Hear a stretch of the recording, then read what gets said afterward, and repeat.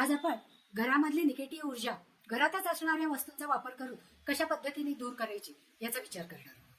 आता घरामध्ये जेव्हा निगेटिव्ह ऊर्जा असते त्यासाठी काचेच्या ग्लासमध्ये एक ताजं लिंबू घ्यायचं आणि तो ग्लास भरून पाणी ठेवायचं, त्याच्यात ते लिंबू घालायचं.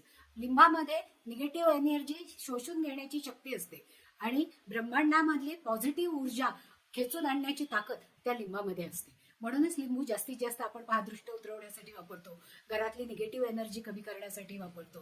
तर अशा या व्हिटॅमिन सी असणाऱ्या लिंबाला ताजं लिंबू घेऊन ते ग्लासमध्ये पाणी भरून ठेवायचं आणि त्याच्यात ते टाकायचं.